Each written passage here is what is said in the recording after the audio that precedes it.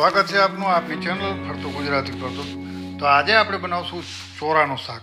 અને ચોરાનું શાક બહુ ઓછા લોકોને પસંદ હોય છે, પણ આ રીતે જો તમે બનાવી અને ટ્રાય કરશો તો બહુ સરસ સ્વાદ આવશે અને તમને મજા આવશે ચોરાનું શાક ખાવાની. આપણી આજની રેસીપીમાં આપણે ટમેટાનો પણ ઉપયોગ નથી કરવાના, એની જગ્યાએ આપણે આની અંદર દહીંનો ઉપયોગ કરશું. તો બની રહેજો મારી સાથે એન્ડ સુધી, તો તમને ખ્યાલ પડશે આપણે ચોરાનું શાક કઈ રીતે બનાવી છે. તો 7 થી 8 કલાક માટે આપણે પાણીમાં પલાળી રાખ્યા હતા ચોરાને, હવે બોઇલ કરવા માટે લઈ લીધા છે, ધોઈ અને કુકરમાં લઈ લીધા છે. એની સાથે આપણે એક ડુંગળી સ્લાઇસ કરેલ, એની સાથે 2 તેજપત્તા, એક મોટી ઇલાયચી, એક તજનો ટુકડો અને 3 થી 4 લવિંગ આપણે એડ કર્યા છે. એની સાથે આપણે 1 ચમચી મસ્ટર્ડ ઓઇલ એડ કરશું, રાઈનું તેલ. એની સાથે આપણે અડધી ચમચી નિમક એડ કરશું. ત્યારબાદ આપણે કુકરમાં 2 વિસલ વગાડી અને બોઇલ કરી લેશું. અને બોઇલ થઈ જાય એટલે આપણે કુકરમાંથી પ્રેશર કાઢવાની નથી, કુકર એમને રહેવા દેવાનું છે ઓટોમેટિકલી, જ્યાં સુધી પ્રેશર નીકળી ન જાય.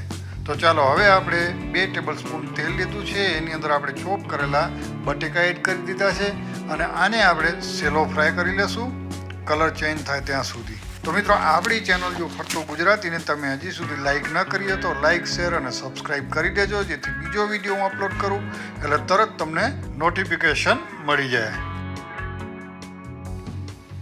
ચાલો, બટેકા સેલો ફ્રાય થઈ ગયા છે તો આપણે એને એક પ્લેટમાં કાઢી લેશું.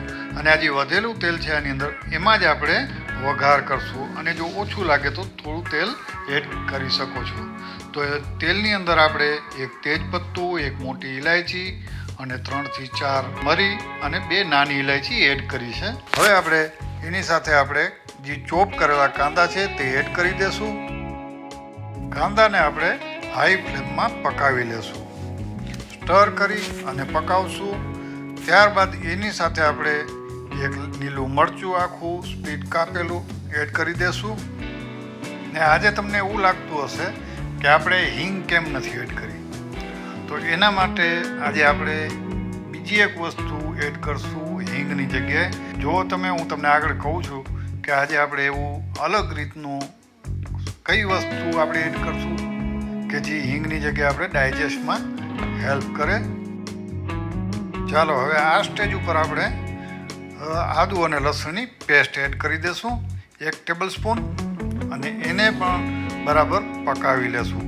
આપણે કાંદાનો કલર હવે ચેન્જ થઈ ગયો છે એટલા માટે આપણે આદુ અને લસણની પેસ્ટ પણ એડ કરી દીધી છે.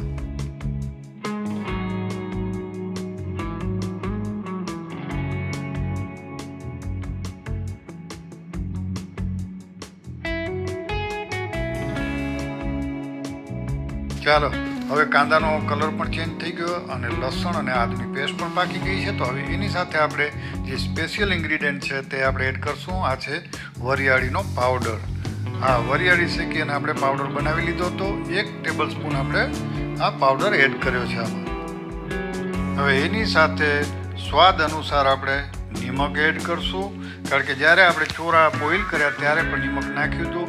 1/4 ચમચી હળદર, 1/4 ચમચી તીખું મરચું અને 1/4 ચમચી આપણે ધાણાજીરું પાવડર એડ કરશું. અને ત્યારબાદ આપણે મસાલાને બરાબર પકાવી લેશું, લો ફ્લેમમાં મિક્સ કરી અને પકાવશું.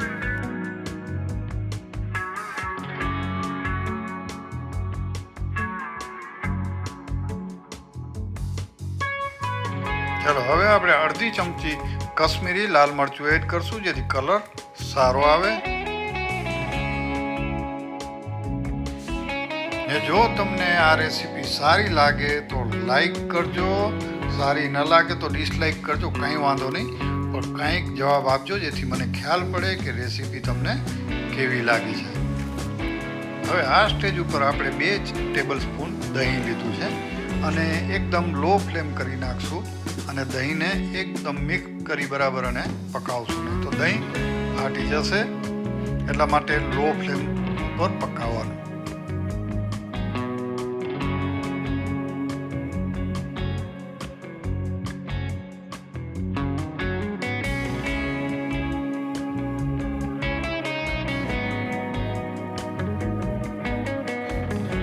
તો દોસ્તો, મસાલો આપણો રેડી છે એકદમ. જો તેલ પણ છૂટું પડી ગયું છે.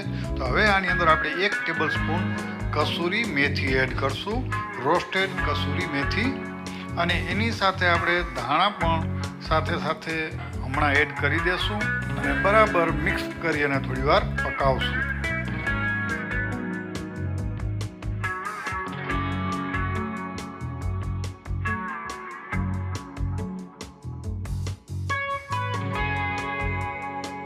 ચાલો હવે મસાલો આપણો બધો એકદમ બરાબર છે. તો આપણે એની અંદર જે સેલો ફ્રાય કરેલા આલુ મૂકેલા હતા તે એડ કરી દઈશું. આલુને આપણે સેલો ફ્રાય કરેલા હતા એટલે 70% જેવા તો આમે પાકી ગયેલા છે. તો હવે આપણે 2 મિનિટ માટે એને મિક્સ કરી અને થોડી વાર પકાવશું. ત્યારબાદ હવે આપણે સીધું એની અંદર જે આપણે ચોરા બોઇલ કરીને રાખેલા છે તે એડ કરી દઈશું. અને સાથે થોડું પાણી પણ આપણે જે કન્સિસ્ટન્સી જોતી હોય તે પ્રમાણે પાણી એડ કરી દઈશું. અને ત્યારબાદ એને મિક્સ કરી બરાબર અને ઢાંકણ લગાવી અને 5 મિનિટ માટે આપણે એને પાકવા દેશું. ત્યારબાદ તમે એને કોથમીરથી ગાર્નિશ કરી અને પીરસી શકો છો. તો દોસ્તો આ રેસીપી તમને કેવી લાગી તે ખાસ કરી અને મને જણાવજો. તો ચાલો તમે એન્જોય કરો ચોરાનું શાક. ત્યાં સુધી હું બીજી રેસીપીની તૈયારી કરું. તો તમે જોઈ શકો છો આપણું શાક રેડી છે અને કન્સિસ્ટન્સી પણ એકદમ બરાબર છે. તો ચાલો મિત્રો, ફરી મળીશું, જલ્દી મળીશું. ત્યાં સુધી રામ રામ.